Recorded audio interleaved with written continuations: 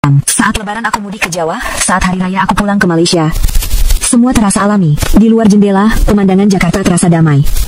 Di kota ini, pada suatu hari yang hujan 2 tahun lalu, aku menemukan kehidupan baru. Dan sekarang, bersama kehidupan baru di dalam diriku, aku siap memulai cerita yang lain. Kadang, aku menerima email dari perempuan-perempuan di Malaysia. Bagaimana Anda bisa seberani itu? Aku selalu menjawab hal yang sama. Itu bukan keberanian. Itu adalah pilihan. Pilihan untuk menjadi bahagia. Ya, hidup sebagai manusia yang dihormati, bukan sebagai perempuan yang didiskriminasi. Dan pilihan itu adalah keputusan terbaik dalam hidupku. Bayi di dalam perutku menendang pelan. Nah, kamu akan menjadi anak yang sangat bahagia. Kamu akan tumbuh dengan cinta dari dua negara, Indonesia dan Malaysia. Hangat. Indonesia. Fenomena eksodusnya atau ratusan ribu wanita Malaysia berpindah ke Indonesia ini dikarenakan kebijakan Malaysia yang begitu otoritas dan tidak mensejahterakan, terutama pengaturan gendernya. Kerajaan tidak adil terhadap kalangan wanita di Malaysia. Untuk itu, saudara, mari kita faktakan apa yang akan kita saksikan.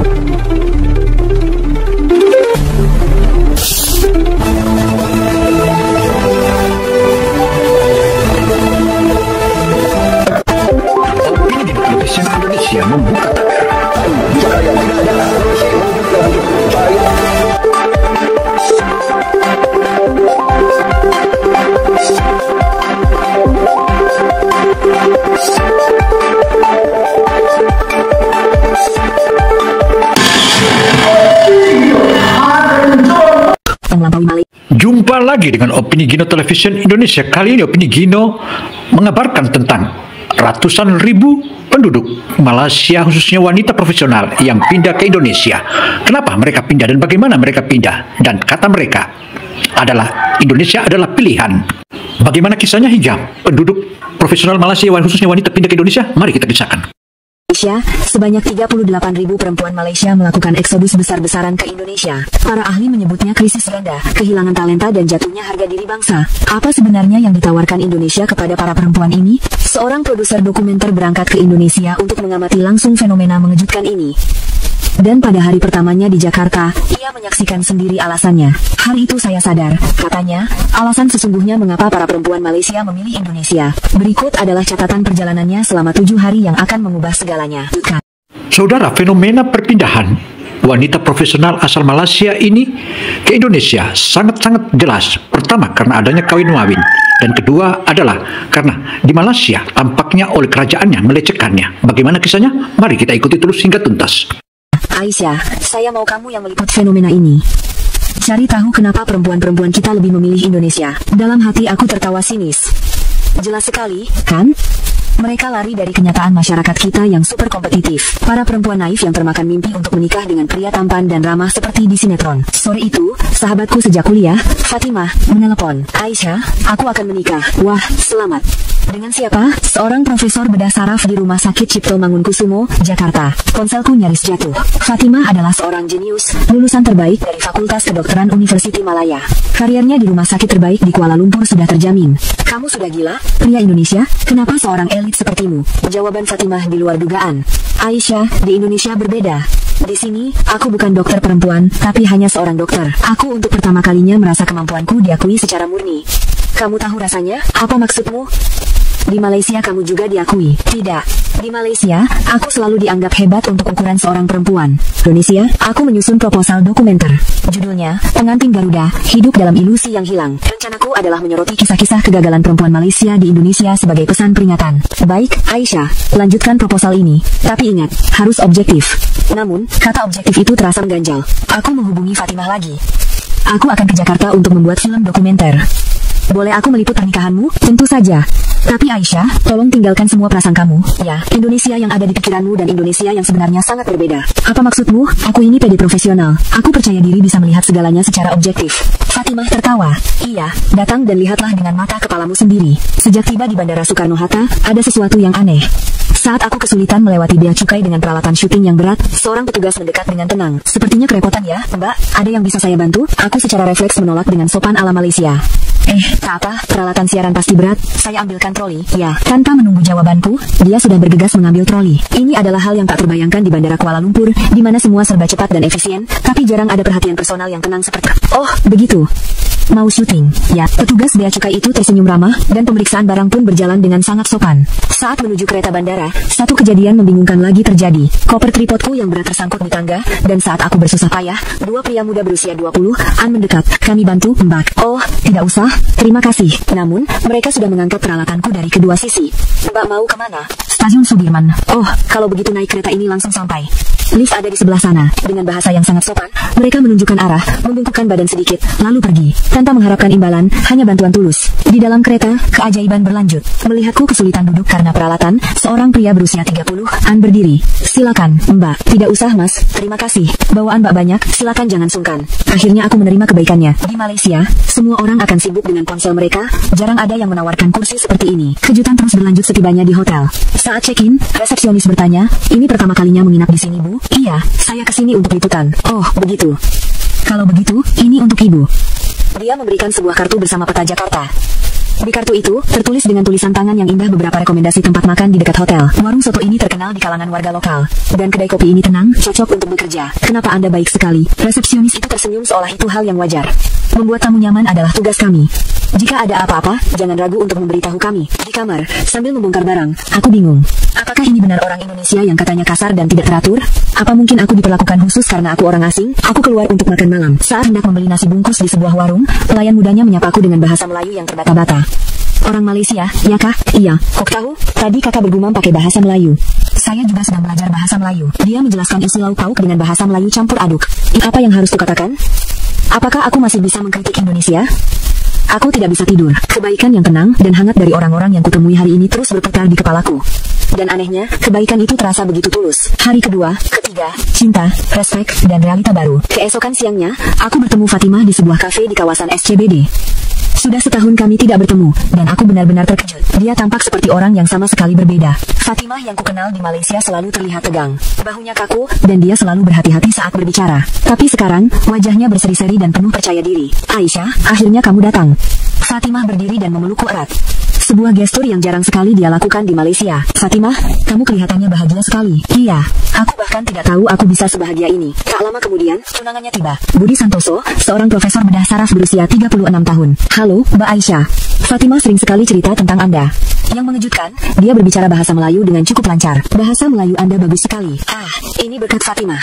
Dia mengajari saya setiap hari. Sebagai gantinya, saya mengajarinya cara menulis jurnal medis internasional. "Mas Budi ngajarnya jago banget. Aku sampai sudah publish 2 paper di jurnal medis Asia," kata Fatimah dengan bangga. Di Malaysia, jika seorang dokter perempuan menulis jurnal, komentar yang biasa didapat adalah, "Hebat juga ya untuk seorang perempuan." "Bagaimana rumah sakit di sini? Apa sangat berbeda dengan di Malaysia?" tanyaku. "Beda total. Di sini, aku bukan dokter perempuan, tapi seorang dokter.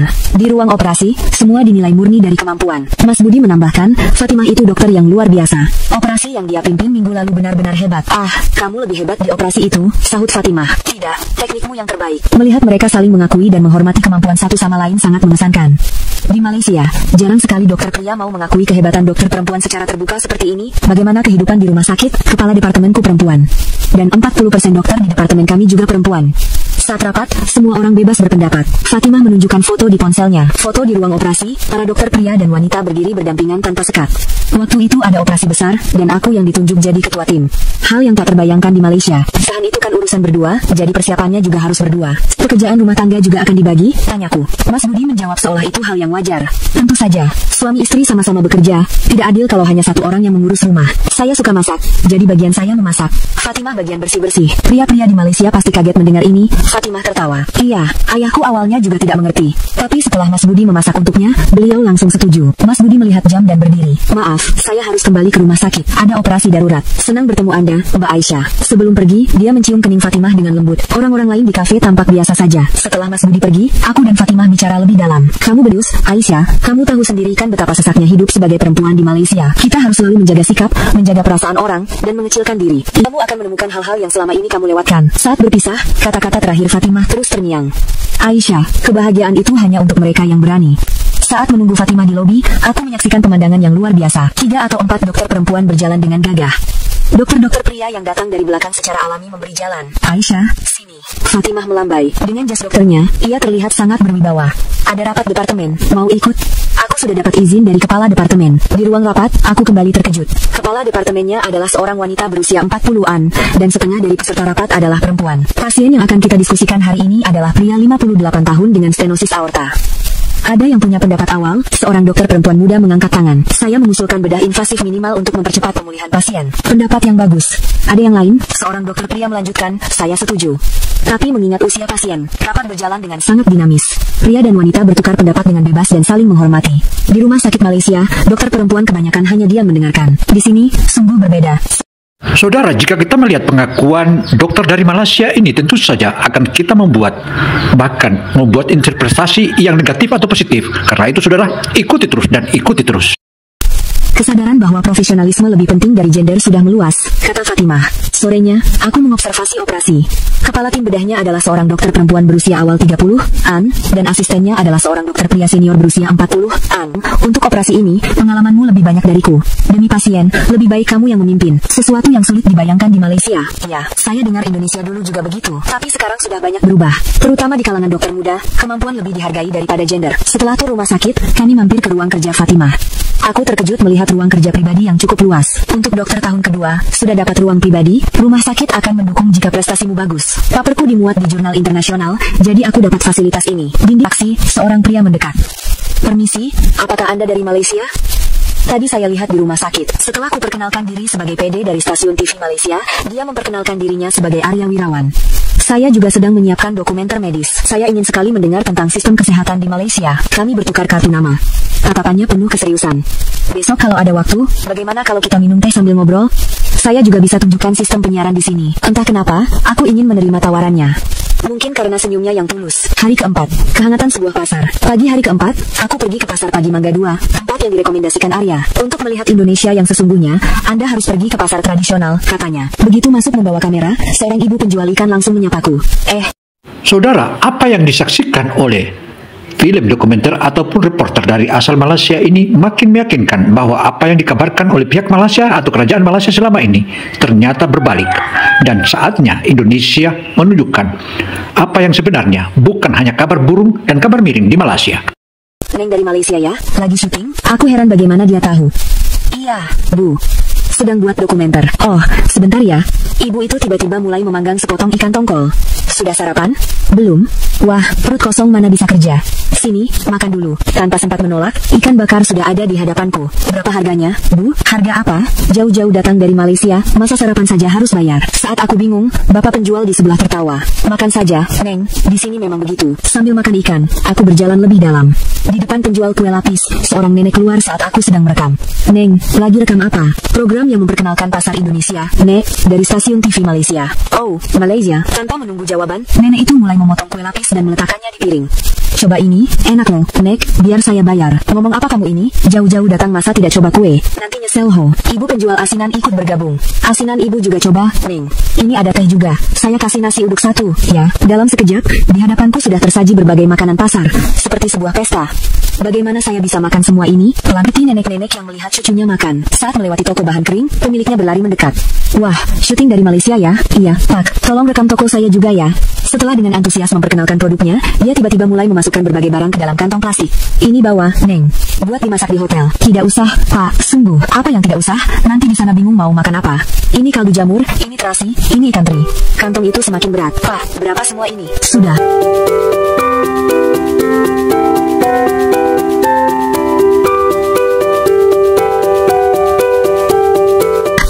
Bicara uang, nanti saya sedih. Aku merasakan arti kata keramahan untuk pertama kalinya. Aku mulai sedikit mengerti. Saat melewati penjual buah, seorang ibu melambai. Neng, sini. Usiaku 33 tahun, tapi masih dipanggil Neng. Coba mangganya, manis loh.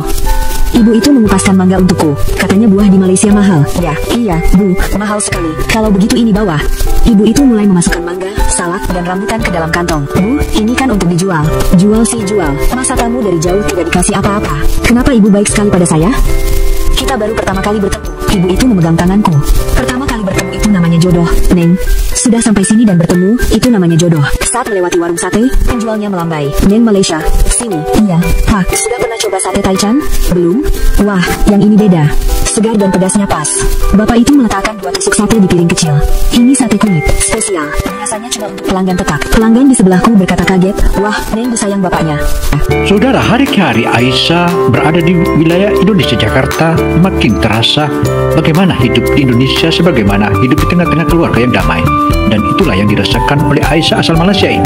Dan mungkin itu salah satu pilihannya kenapa memilih Indonesia untuk tempat tinggalnya para wanita profesional asal jiran Malaysia itu. Itulah sebuah pengakuan dan fakta. Sambil makan sate, air mataku nyaris menetes. Diperlakukan seistimewa ini oleh orang yang sama sekali tidak dikenal. Perhentian terakhirku adalah toko oleh-oleh. Ibu penjualnya melihat kameraku. Masuk TV Indonesia, Neng? Iya, Bu. Mau memperkenalkan budaya Indonesia. Tunggu sebentar. Ibu itu tiba-tiba memakai celemek baru dan merapikan rambutnya. Nah, sekarang boleh direkam. Tingkahnya yang lucu membuatku tertawa. Saat hendak pulang, ibu itu keluar membawa kantong besar. Ini bawa pulang. Bu, ini terlalu banyak. Anak saya juga kerja di Malaysia, Neng. Di Kuala Lumpur. Mata ibu itu berkaca-kaca. Semoga di sana dia juga diperlakukan dengan baik. Ibunya ini khawatir. Apa dia makan teratur? Apa dia tidak sakit? Jadi ini alasannya. Dia memikirkan anaknya di Malaysia. Anak ibu kira apa? Insinyur IT. Pergi untuk belajar teknologi di sana. Sudah 3 tahun, tapi jarang kasih kabar. Ibu itu tersenyum sedih, tapi dia pasti baik-baik saja. Orang Malaysia kan baik-baik. Aku tak tega menceritakan realitas masyarakat Malaysia yang sangat kompetitif. Sebagai gantinya, aku berkata, nanti kalau saya kembali ke KL, saya akan coba cari apa nama perusahaannya. Wajah ibu itu langsung cerah. Benarkah, Neng? Terima kasih banyak. Dia menuliskan nama perusahaan dan menunjukkan foto anaknya. Saat meninggalkan pasar, aku menoleh ke belakang. Para penjual melambaikan tangan. Datang lagi, ya. Makan yang banyak. Hati-hati di jalan. Kembali ke hotel, kedua tanganku penuh. Aku tidak membeli satu barang pun, tapi tanganku terasa berat. Di kamar, aku menata makanan di meja dan menyalakan kamera. Aku bergumam sendiri. Hari ini, saya merasakan keramahan Indonesia. Sebuah kebaikan tanpa syarat, ketulusan tanpa alasan. Dan rasanya, sangat hangat. Malam itu, aku memakan semua makanan itu. Tak ada yang tersisa. Aku tidak tega membuang hati mereka. Keesokan paginya, aku kembali ke pasar. Aku ingin mengucapkan terima kasih dengan benar. Oh, datang lagi, Neng. Nenek penjual kue menyambutku dengan gembira. Makan lagi? Ya, Nek, hari ini saya yang bayar. Mulai lagi bicara uang. Kan sudah dibilang, nanti nenek sedih. Akhirnya, aku ditraktir lagi. Sebagai gantinya, aku berjanji, saya pasti akan perkenalkan kepada orang Malaysia. Saya akan sampaikan kebaikan hati orang Indonesia yang sebenarnya sifatmu aneh. Bagaimana Anda bisa sampai ke Indonesia? Saya bertemu seorang profesor dari universitas di sini dalam sebuah konferensi internasional. Beliau mendengar presentasi saya dan langsung menawarkan pekerjaan. Awalnya saya tidak percaya. Sekarang, saya sudah menjadi lektor kepala dan tahun ini sedang dalam proses pengajuan guru besar. Kemampuan saya benar-benar diakui. Di sini, yang dilihat hanya rekam jejak publikasi dan evaluasi mengajar. Gender sama sekali tidak relevan. Dalam rapat senat pun, semua orang bebas berpendapat. Suami Suraya adalah seorang profesor sastra Indonesia. Suami saya lebih banyak mengerjakan pekerjaan rumah. Kalau saya sedang dikejar deadline jurnal, dia yang mengambil alih semuanya. Penelitianmu lebih penting, katanya. Sesuatu yang tak terbayangkan di Malaysia. Ketiga, Dr. Aina, 34 tahun, seorang dokter. Kami bertemu di ruang istirahat rumah sakit. Tahukah Anda realitas dokter perempuan di Malaysia? Setelah menikah, dianggap wajar untuk beralih jadi dokter paruh waktu. Setelah melahirkan, berhenti total. Saya pikir saya harus menerima takdir itu. Aina menyesap kopinya. Tapi di Indonesia, sungguh berbeda. Saat saya mengambil cuti melahirkan, suami saya mengajukan cuti ayah selama 1 tahun. Baik di rumah sakit maupun keluarga, semua orang menganggapnya wajar. Sekarang bagaimana? Saya bekerja penuh waktu. Suami saya yang mengantar jemput anak ke penitipan, menyiapkan makan malam. Kalau karyanya sama, tapi penilaiannya begitu berbeda. Bagaimana? Kehidupan seperti apa yang aku inginkan? Hari ke-6, ke-7, hujan, pertolongan, dan kepulangan. Pagi di hari terakhir, langit Jakarta mendung. Ramalan cuaca mengatakan akan hujan lebat sore nanti. Tapi aku tidak bisa menyerah. Aku butuh adegan penutup yang kuat untuk merangkum perjalananku. Aku memutuskan untuk merekam pemandangan kota tua, di mana tradisi dan modernitas Jakarta berpadu. Saat sedang syuting, rintik hujan mulai turun. Sedikit lagi, rekam sedikit lagi baru pulang. Aku memaksakan diri. Namun, hujan dengan cepat berubah menjadi badai. Air tercurah deras dari langit. Aku bergegas membereskan peralatan, tapi sudah terlambat. Hujan turun seperti ditumpahkan dari ember. Dalam sekejap seluruh tubuhku basah kuyup. Sambil berlari dengan tas kamera yang berat, kakiku tergelincir di atas paving blok yang licin. Aduh, Aku kehilangan keseimbangan. Dalam upaya melindungi kamera, aku memutar tubuh dan jatuh dengan lutut membentur tanah terlebih dahulu. Rasa sakit yang tajam menjalar. Masalah yang lebih besar adalah kamera. Kamera itu terlepas dari tanganku dan jatuh ke genangan air. Kamera yang berisi semua data selama seminggu. Darah mengalir dari lututku. Aku terduduk di trotoar, basah kuyup. Aku mengambil kamera, tapi air sudah masuk dan kamera tidak mau memori dengan hati-hati. Saudara, peristiwa demi peristiwa yang dilewati dalam proses peliputannya di Jakarta, Aisyah akhirnya menemukan seorang pemuda. Dan ternyata pemuda itu tampaknya akan bisa berjodoh. Bagaimana kisahnya? Apakah dia akan berjodoh? Mari kita ikuti terus media ini hingga akhir agar tak gagal paham. Syukurlah, kartu memorinya ada di dalam case anti air. Datanya seharusnya aman. Benarkah? Aku menghela napas lega. Badan kameranya nanti saya titipkan ke tempat servis langganan saya. Besok pagi pasti sudah ada kabar. Kenapa? Kenapa Anda menolong saya sejauh ini? Kita tidak saling kenal. Arya tersenyum tenang. Tidak mungkin kan, membiarkan orang yang terluka di tengah hujan sendirian. Apalagi di negara orang. Setelah selesai, saat Arya hendak membayar, aku mencegahnya. Biar saya yang bayar. Anda sudah banyak sekali membantu. Mbak punya asuransi perjalanan? Tidak. Kalau begitu, sudah seharusnya saya yang bayar. Ini kan rumah sakit di Indonesia. Sebagai gantinya, nanti traktir saya makan saja. Dia sudah menyodorkan kartunya. Saat keluar rumah sakit, hujan semakin deras. Hotel Mbak di mana? Aku menyebutkan nama hotel. Saya antar, ya. Hujan begini pasti susah cari taksi. Di dalam mobil terasa hangat. Musik instrumental yang diputar Arya berpadu dengan suara hujan. Bagaimana Indonesia? Dokumenternya lancar? Iya. Saya menemukan sesuatu yang sangat berbeda dari perkiraan saya. Bagian mana yang berbeda? Setelah sedikit ragu, aku bicara jujur. Saya datang untuk mencari citra negatif Indonesia yang stagnan dan korup. Tapi saya justru menemukan kebenarannya. Saya jadi mengerti mengapa Indonesia menjadi negara harapan bagi banyak perempuan Malaysia. Arya mengangguk. Indonesia juga bukan negara yang sempurna. Masih banyak masalah. Tapi setidaknya, kami berusaha berubah. Terutama generasi muda, perubahannya sangat besar. Termasuk Anda, saya, entahlah. Saya hanya berpikir hal yang wajar itu yang wajar. Pria dan wanita setara, menolong orang yang kesulitan. Itu semua kan hal yang wajar, Bungu. Dari pertemuan pertama di bandara, wajah bahagia Fatimah, suasana egaliter di rumah sakit, keramahan ibu-ibu di pasar, kesaksian 5 perempuan hebat. Dan terakhir, Arya yang menolongku di tengah hujan. Semua adegan itu membentuk satu gambaran besar. Itu bukan citra negatif Indonesia yang kurencanakan, melainkan ketulusan hati Indonesia. Tengah malam, aku membuat outline baru untuk dokumenterku. Judul, Alasan Mereka Memilih Indonesia, Negeri Harapan yang ditemukan para perempuan Malaysia. Tujuan program pun kuubah total. Saya datang ke Indonesia dengan prasangka. Namun, perjalanan seminggu ini menghancurkan prasangka saya. Indonesia bukan negara yang sempurna, tapi setidaknya, ini adalah tempat di mana perempuan bisa bernapas, dan orang asing diterima seperti keluarga. Pukul 4 pagi, sebuah pesan masuk dari Arya. Sudah sampai dengan selamat, lututnya tidak apa-apa, kamera sudah saya titipkan, jangan khawatir, aku membalas. Terima kasih banyak. Berkat Anda, saya selamat. Anda membuat hari terakhir saya di Indonesia terasa hangat. Syukurlah. Semoga Anda membawa kenangan baik tentang Indonesia. Dan, pastikan datang lagi, ya. Entah kenapa, kalimat pastikan datang lagi itu terus membekas di hatiku. Pukul 7 pagi, saat aku turun untuk check out, Arya sudah ada di lobi. Di tangannya ada kamera yang sudah diperbaiki. Saya mampir sebelum ke kantor. Kameranya sudah beres total. Berapa biayanya? Sudah, jangan dipikirkan. Yang penting Mbak bisa pulang dengan selamat. Aku menolak tawarannya untuk mengantar ke bandara, naik taksi. Aku tak ingin merepotkannya lebih jauh. Tapi dari dalam taksi, aku terus menoleh ke belakang. Sosok Arya yang melambai semakin mengecil. Di bandara, sambil menunggu di gerbang keberangkatan, aku merenungkan perjalananku. Apa yang kutemukan di Indonesia? Mungkin, yang kutemukan adalah manusia. Orang-orang yang memberi tanpa syarat. Orang-orang yang menganggap kesetaraan sebagai hal wajar. Orang-orang yang tidak bisa diam melihat kesulitan. Dan para perempuan Malaysia yang menemukan kebahagiaan di tengah masyarakat seperti itu. Pesawat lepas landas, pemandangan Jakarta menjauh. Tapi anehnya, hatiku terasa semakin dekat. Dan aku yakin, aku akan kembali ke tempat ini. Mungkin, untuk selamanya. Epilog. Sebuah pilihan, sebuah kehidupan baru. Sehari setelah kembali dari Jakarta, aku langsung menuju ruang editing. Aku bekerja siang malam. Dokumenter yang selesai sangat berbeda dari proposal awalku. Bukan tentang ilusi Indonesia, tapi tentang kebenaran Indonesia. Minggu depannya, pemutaran hasil akhir diadakan. Pimpinan redaksi, kepala departemen, dan rekan-rekanku berkumpul. Setelah 50 menit, ruangan hening. Pimpinan redaksi membuka suara. Aisyah, apa ini? Ini adalah Indonesia yang saya lihat, Pak. Bukan ini yang kami mau. Seharusnya kamu mengangkat sisi gelapnya. Saya sudah berusaha mencari, tapi tidak saya temukan. Justru apa? Justru saya menemukan banyak hal yang bisa kita pelajari. Kepala departemen berkata dengan nada marah, ini kan video promosi pariwisata Indonesia. Kamu pikir penonton kita mau menerima ini? Bukankah tugas kita menyampaikan kebenaran? Kebenaran. Kamu sudah dicuci otak oleh propaganda Indonesia dalam seminggu. Rekan-rekanku mulai berbisik. Terlalu pro-Indonesia, tidak objektif, seperti merendahkan Malaysia. Dengan tenang aku berkata, saya hanya menunjukkan apa adanya. Alasan mengapa para perempuan Malaysia memilih Indonesia. Pimpinan redaksi berkata dengan tegas, ini tidak bisa tayang. Edit ulang total. Masukkan sisi gelap masyarakat Indonesia agar seimbang. Maksud Bapak, saya harus mengada-ada? Bukan. Maksud saya, tunjukkan sudut pandang yang seimbang. Aku berdiri. Maaf Pak, saya tidak bisa.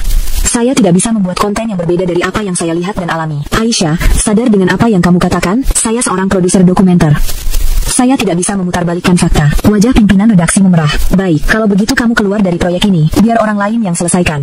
Dan Aisyah, mulai minggu depan, kamu pindah ke tim program gaya hidup. Itu adalah sebuah demosi. Rekan-rekanku menatapku aneh, seolah aku pengkhianat. Di departemen baru, aku menangani program masak dan jalan-jalan. Karierku sebagai PD dokumenter selama 7 tahun hancur dalam semalam. Tapi anehnya, aku tidak menyesal. Ada kebanggaan karena telah mempertahankan kebenaran. Dalam perjalanan pulang, aku menerima pesan dari Arya. Bagaimana kabarnya? Dokumenternya lancar? Setelah ragu sejenak, aku menjawab jujur. Ditolak oleh perusahaan. Dianggap terlalu positif menggambarkan Indonesia. Begitu? Ya, pasti berat untuk Anda. Tidak apa-apa. Menyampaikan kebenaran saja sudah cukup berarti. Anda hebat sekali. Itu bukan pilihan yang mudah. Percakapan dengan Arya menjadi penghiburan besar bagiku. Seminggu kemudian, Fatimah menelepon.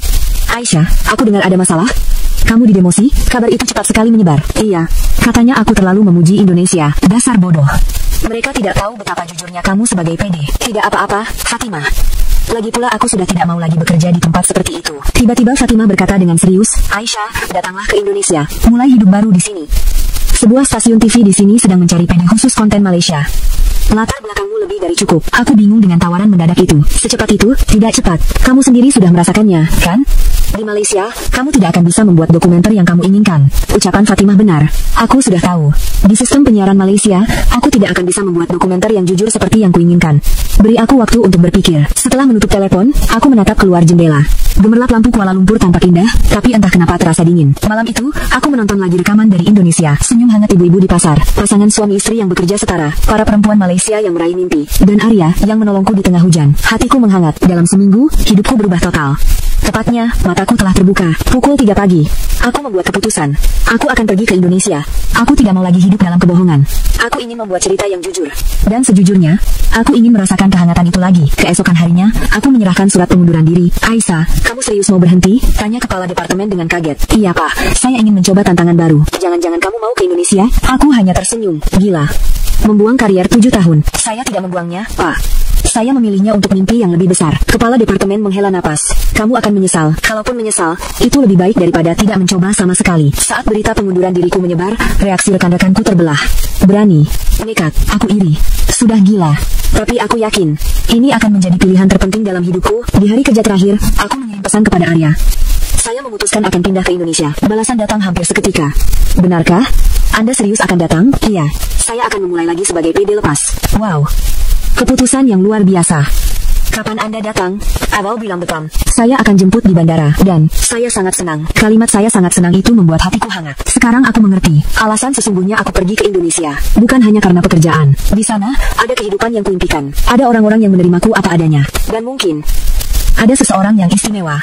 Sebulan kemudian, aku kembali mendarat di Bandara Soekarno-Hatta. Tapi kali ini rasanya sangat berbeda. Aku bukan lagi seorang pengunjung. Aku adalah seseorang yang akan memulai hidup baru di sini. Saat keluar dari gerbang kedatangan, sesuai janji, Arya sudah menunggu. Melihatnya setelah sebulan, jantungku berdebar kencang. Mbak Aisyah, Anda benar-benar datang. Wajah Arya menunjukkan kebahagiaan yang tulus. Iya. Saya sudah janji akan datang. Barangnya banyak, ya? Sini saya bawakan. Saat keluar bandara, Arya bertanya, sudah dapat tempat tinggal? Untuk sementara di kos yang direkomendasikan Fatimah. Kos? Tidak sempit, tidak apa-apa. Setelah mapan, baru pelan-pelan cari rumah. Arya ragu sejenak. Saya kenal agen properti yang baik. Kalau mau, kita bisa lihat-lihat bersama. Dia ramah pada orang asing. Kebaikan hatinya membuatku bersyukur. Setelah menaruh barang, aku bertemu Fatimah. Dia memelukku erat. Aisyah, kamu benar-benar datang. Aku senang sekali. Aku sendiri masih belum percaya. Keesokan harinya, kehidupan baruku di Indonesia dimulai. Dengan bantuan Arya, aku mengurus semuanya. Mendaftar sebagai pekerja lepas, membuka rekening bank, membeli nomor ponsel. Pasti repot kalau sendirian, katanya. Terima kasih banyak. Tapi, pekerjaan Mas Arya bagaimana? Hari ini saya ambil cuti. Saya ingin membantu Mbak Aisyah beradaptasi. Seminggu kemudian, aku meluncurkan kanal YouTube, Kisah Aisyah di Jakarta. Video pertamaku adalah alasan seorang PD Malaysia memilih Indonesia, menceritakan pengalamanku selama seminggu. Dalam sehari, video itu ditonton lebih dari 100.000 kali.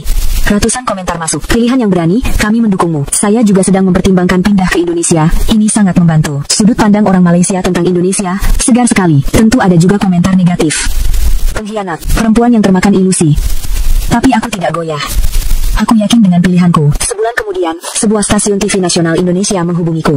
Mbak Aisyah, kami sudah melihat YouTube Anda. Mau kontrak resmi dengan kami? Akhirnya, kesempatan untuk berkarya sebagai PD profesional datang. Proyek pertamaku adalah dokumenter tentang pasangan Indonesia-Malaysia. Seiring berjalannya waktu, aku dan Arya semakin dekat. Dia sering membantuku saat syuting dan selalu ada saat aku kesulitan. Suatu hari, saat kami sedang merekam pemandangan malam di Ancol, dia bertanya, Mbak Aisyah, bagaimana kehidupan di Indonesia? Menyesal? Sama sekali tidak. Setiap hari terasa baru dan bahagia. Aku merasakan kebebasan yang tidak pernah kurasakan di Malaysia. Arya tersenyum lembut. Syukurlah, sebenarnya saya khawatir. Jangan-jangan saya terlalu tidak bertanggung jawab hanya dengan mengatakan Indonesia itu baik. Tidak, justru berkat Mas Arya, saya jadi berani. Matahari terbenam mewarnai langit Jakarta. Tiba-tiba Arya berkata dengan wajah serius, Aisyah, ada yang ingin saya sampaikan. Yang tunggu bediba, sejak pertama kali bertemu. Tidak, tepatnya sejak melihatmu berusaha mati-matian melindungi kamera di tengah hujan, saya merasa ada yang istimewa. Seiring berjalannya waktu, saya semakin yakin. Saya ingin bersama Aisyah. Arya memegang tanganku. Maukah kamu menjadi kekasihku? Jawabannya sudah jelas. Iya, kami pun menjadi sepasang kekasih. Fatimah bersorak, akhirnya, ibu-ibu di pasar berkata, syukurlah, Neng, bagus itu. 3 bulan kemudian, Arya melamarku. Aisyah, menikahlah denganku. Seumur hidupku, aku akan berusaha membuatmu bahagia di Indonesia. Air mataku mengalir, bahagia dan bersyukur. Iya, bersamamu, aku yakin akan bahagia dimanapun. Pertemuan pertama dengan keluarganya tak terlupakan. Wah, cantik sekali, beruntung sekali anak ibu. Ibu mertuaku langsung memelukku. Jangan sungkan karena datang dari Malaysia. Ya, kamu sekarang sudah jadi keluarga kami. Ayah mertuaku juga hangat. Arya menemukan orang yang tepat. Mulai sekarang, kita keluarga ya. Aku merasa sangat beruntung. Pernikahan kami adalah perpaduan indah antara tradisi Indonesia dan Malaysia. Ibuku bertanya pelan, Aisyah, kamu sungguh bahagia? Iya, Bu, aku sangat bahagia. Kalau begitu, Ibu tenang. Kami memulai hidup baru di sebuah apartemen sederhana. Arya menepati janjinya. Sarapan disiapkan olehnya, makan malam olehku. Masakanmu enak sekali, sayang. Sarapan buatanmu juga yang terbaik. Kami membangun hari-hari bahagia sambil saling memuji. Pekerjaanku juga lancar. Kontrakku diperpanjang, dan kanal YouTubeku mencapai 500.000 pelanggan. Konten paling populer adalah kelas masak menantu Malaysia dan mertua Indonesia. Sudah 2 tahun aku di Indonesia. Aku merasa sudah menjadi bagian dari negeri ini. Tepatnya, aku menjadi manusia yang membawa 2 negara di dalam hatiku. Beberapa waktu lalu, aku kembali mengunjungi ibu penjual oleh-oleh di pasar. Bu, ini saya, Aisyah dari Malaysia. Loh, Neng Aisyah, sudah jadi orang sini sekarang ya? Ibu itu masih sehangat dulu. Sudah ada kabar dari anak ibu? Iya. Berkat Neng, kami jadi sering teleponan. Mata ibu itu berkaca-kaca. Terima kasih banyak. Ya, justru saya yang berterima kasih. Saat pulang, aku melihat ke sekeliling pasar. Masih ramai, masih penuh kehidupan. Sudah lama tidak kelihatan. Katanya sudah menikah. Ya, selamat. Kebaikan mereka yang tidak berubah membuat hatiku hangat. Di rumah, Arya sedang menyiapkan makan malam. Bagaimana hari ini? Aku ke pasar. Mereka masih sehangat dulu. Itulah tempat yang pertama kali membawamu ke Indonesia, kan? Iya. Dan kamu juga. Kami saling tersenyum. Di luar jendela, pemandangan malam Jakarta terbentang. Kota yang 2 tahun lalu kudatangi dengan prasangka, kini telah menjadi rumahku. Kadang aku berpikir, jika hari itu tidak hujan, jika aku tidak bertemu Arya. Tapi ini bukan kebetulan. Ini takdir. Aku yakin, memilih Indonesia adalah keputusan terbaik dalam hidupku.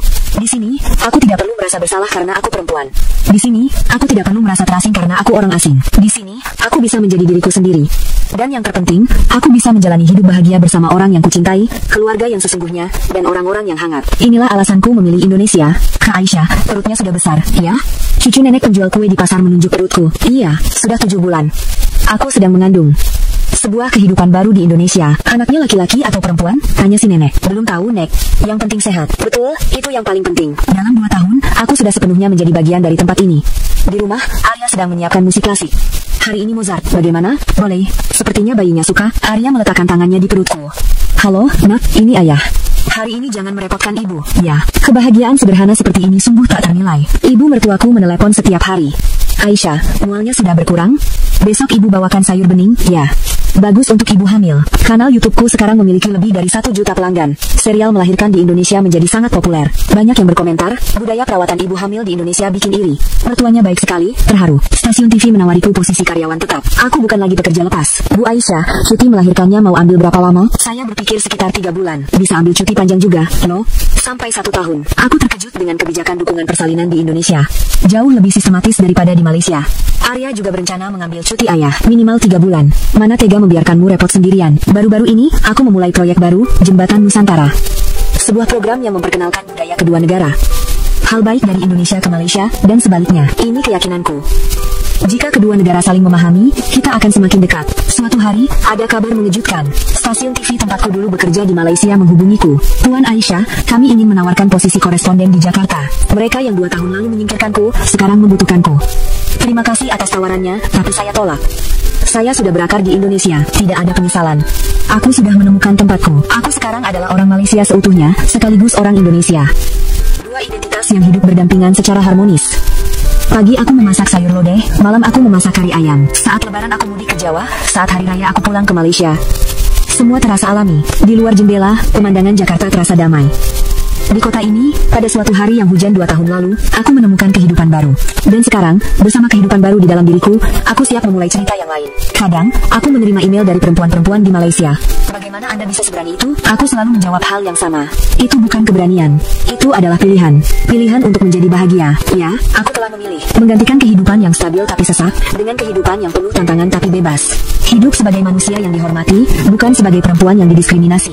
Dan pilihan itu adalah keputusan terbaik dalam hidupku. Bayi di dalam perutku menendang pelan. Nah, kamu akan menjadi anak yang sangat bahagia. Kamu akan tumbuh dengan cinta dari 2 negara, Indonesia dan Malaysia. Arya pulang. Bagaimana hari ini? Baik sekali. Ibu-ibu di pasar memberiku banyak sekali perlengkapan bayi. Lagi, kamar kita sudah penuh. Kami tertawa. Kami tahu betapa berharganya kehidupan biasa seperti ini. Kehidupan yang dulu tak pernah bisa kuimpikan di Malaysia. Hari ini, aku kembali yakin. Aku sungguh beruntung telah memilih Indonesia. Di sini, aku adalah aku. Bukan Aisyah si perempuan, bukan Aisyah si orang asing. Hanya seorang manusia, seorang istri, dan sebentar lagi, seorang ibu. Inilah kehidupan yang selalu kuinginkan, dan Indonesia adalah tempat yang memungkinkan semua itu terjadi. Aku akan selamanya berterima kasih kepada negeri yang hangat ini, dan kepada orang-orangnya yang hangat. Demikian paparan opini Gino Television Indonesia. Semoga informasi dan masukan kepada pemirsa dimanapun Anda berada kali ini dapat memberikan manfaat buat kita semua, sekaligus mengedukasi agar bisa memberikan informasi-informasi yang sangat jitu. Dan juga informasi ini diambil dari berbagai media hingga lahirnya fakta-fakta yang ada. Saya Gino Samsudin Mirsad melaporkan. Wassalamualaikum warahmatullahi wabarakatuh.